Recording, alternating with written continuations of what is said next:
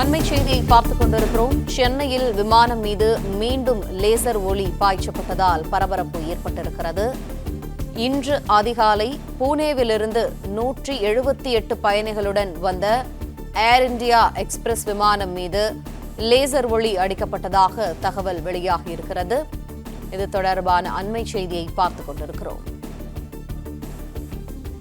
மேலும் தகவல்களை எமது செய்தியாளர் வசந்த் வழங்க கேட்போம். வசந்த், இது தொடர்பான விரிவான தகவல்கள் என்ன?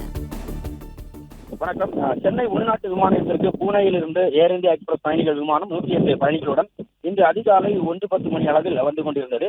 அப்பொழுது தரையிறங்குவதற்காக தனது வேகத்தை படிப்படியாக குறைத்த பொழுது சென்னை சுற்றுவட்டார பகுதிகளில் இருந்து விமானத்தை நோக்கி லேசர் லைட் ஆனது அடிக்கப்பட்டது. இதன் காரணமாக விமானத்தை தரையிறங்க முடியாத சூழ்நிலை ஏற்பட்டது. உடனடியாக இந்த கட்டுப்பாட்டு அறைக்கு தகவல் தெரிவித்தார். தகவல் தெரிவித்ததோடு விமானத்தை தரை இறக்காமல் தாழ்வான உயரத்தில் நீண்ட நேரமாக வானத்தில் வட்டமடித்துக் கொண்டு பறந்து இருக்க வேண்டிய சூழ்நிலை ஏற்பட்டது. இதுபோன்ற நிகழ்ச்சிகள் மற்றும் 5 ஸ்டார் ஹோட்டல்கள் விமான நிலையத்தின் சுற்றுவட்டார பகுதிகளில் அதிகமாக இருப்பதால் அங்கு நடைபெறும் நிகழ்ச்சிகளில் இதுபோன்ற லேசர் விளக்குகள் ஒளிரூட்டப்பட்டு அது விமானம் தரையிறங்குவதற்கு இடையூறாகவும் இருந்து வருகிறது.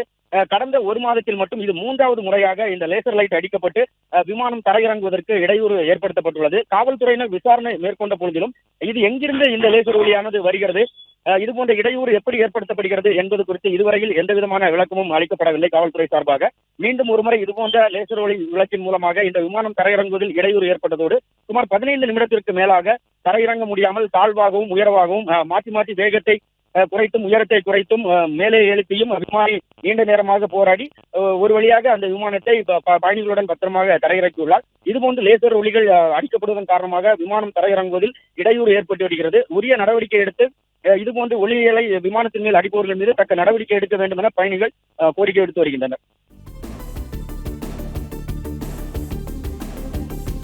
நன்றி வசந்த், விரிவான தகவல். பிளே ஸ்டோர் மற்றும் ஆப் ஸ்டோரில் இருந்து பாலிமர் செயலியை QR கோடு மூலம் பதிவிறக்கம் செய்யுங்கள். செய்திகளை உடனுக்குடன் பெறுங்கள்.